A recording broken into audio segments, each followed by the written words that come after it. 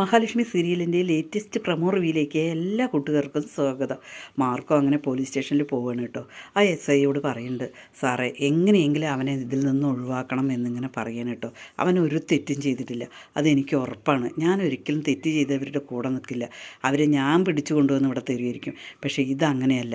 അവൻ അങ്ങനെ കഞ്ചാവ് ഒളിപ്പിച്ച് വെക്കണം എന്നുണ്ടെങ്കിൽ അവൻ ഒരിക്കലും ആ കാറിനകത്ത് അത് വെക്കില്ല. അത് ഉറപ്പായ കാര്യമല്ലേ എന്നെല്ലാം അങ്ങനെ പറയണം കേട്ടോ മാർക്കോ.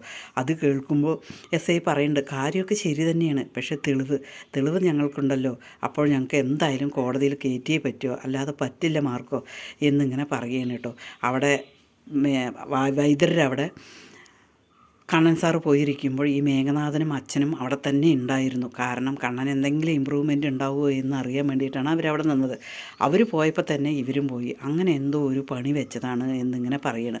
അത് കേൾക്കുമ്പോൾ എസ് ഐ പറയുന്നുണ്ട്, ഞങ്ങൾക്ക് തെളിവാണ് മാർക്കോ, അതുകൊണ്ട് നീ എന്താണെങ്കിലും ഒരു തെളിവ് കൊണ്ട് അപ്പം ഞങ്ങൾ അവരെ വെറുതെ വിടാമെന്നിങ്ങനെ പറയണം കേട്ടോ. അതിനുശേഷം മാർക്കോ വൈദ്യരുടെ അടുത്തേക്ക് പോവുകയാണ് കേട്ടോ. വൈദ്യരുടെ അടുത്ത് പോയിട്ട് പറയാണ്, അവനെ ഒരിക്കലും ചതിച്ചതാണ്, അവനൊരിക്കലും അങ്ങനെ ചെയ്യില്ല, അത്തരം ചെയ്യുന്നവനാണെങ്കിൽ ഇങ്ങനെയൊന്നും അല്ല, ഇത് ചെയ്തത് ആരാണെന്ന് നമ്മൾക്കറിയാം. അവൻ്റെ ആ മഞ്ജുവിൻ്റെ കാര്യം ആലോചിച്ചിട്ടാണ് ഞാനാണ് അവളെ കല്യാണം കഴിച്ച് കൊടുക്കാനും എല്ലാത്തിനും തയ്യാറായി നിന്നത്. പക്ഷേ അവനൊരിക്കലും ഇങ്ങനെ ചെയ്യില്ല, അവന് ചതിവ് പറ്റിയതാണ്, ഇത് മേഘനാണ് സാറേ, എന്തായാലും ഇതിനൊരു തെളിവുണ്ടാക്കണം എന്നിങ്ങനെ പറയണം കേട്ടോ. എവിടേക്കാണ് പോയി എന്താണെന്നുള്ളത് പറയണം. അത് കേൾക്കുമ്പോൾ വൈദ്യരിങ്ങനെ പറയുന്നുണ്ട്, നമുക്ക് എന്ത് സഹായം വേണമെങ്കിലും ഞാൻ ചെയ്യാം, അവനെ നമുക്ക് ഒരു കാരണം കൊണ്ട് വേഗം കുറ്റപ്പെടുത്താൻ പറ്റില്ല, അവന് വേണ്ടിയിട്ട് എന്ത് സഹായം വേണമെങ്കിലും ചെയ്യാം, അവനോട് അതുപോലെ പറയുക, ഞാൻ ഒരിക്കലും കൈവിട്ടിട്ടില്ല എന്നും പറയണം എന്നിങ്ങനെ പറയണം കേട്ടോ. അതിനുശേഷം മാർക്കോ ഡോക്ടർ തോമസ് വൈദ്യരുടെ അടുത്ത് നന്ദിയൊക്കെ പറഞ്ഞിട്ട് പോവുകയാണ് കേട്ടോ. അതേസമയം മഹാലക്ഷ്മി ഇങ്ങനെ ഛർദ്ദിക്കുകയാണല്ലോ. മഹാലക്ഷ്മി ഇങ്ങനെ ഛർദ്ദിക്കുന്നത് കാണുമ്പോൾ ഇവിടെയുള്ള പ്രതാപനും കരുണയും മുത്തശ്ശിക്കുമൊക്കെ ഭയങ്കര സന്തോഷമാണ് കേട്ടോ.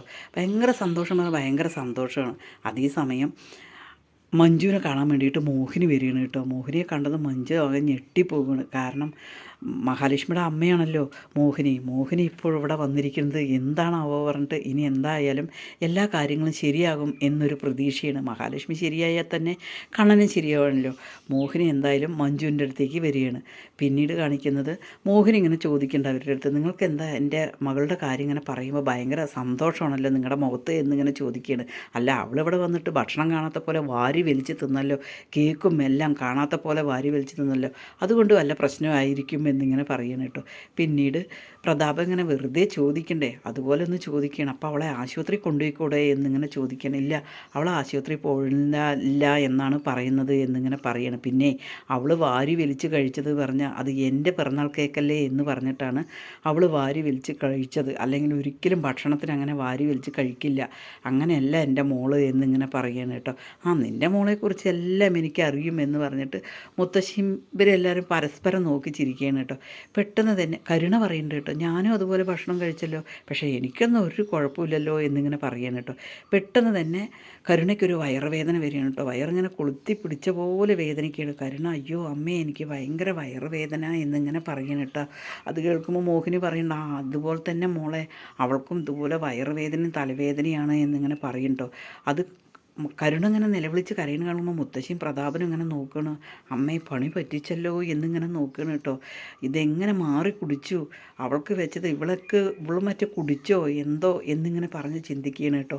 അതേസമയം കരുണയ്ക്ക് വേദന കൊണ്ട് സഹിക്കാൻ വയ്യാതെ കരുണ ഇങ്ങനെ കരയാണ് കേട്ടോ. മോളെ, നിനക്ക് ഗർഭിണിയായ മോളല്ലേ, നീ എത്രയും പെട്ടെന്ന് നിന്നെ ആശുപത്രി കൊണ്ടുപോകാൻ പറയേ എന്നിങ്ങനെ പറഞ്ഞ് പ്രതാപനോട് മോഹിനി ഇങ്ങനെ പറയാണ് കേട്ടോ.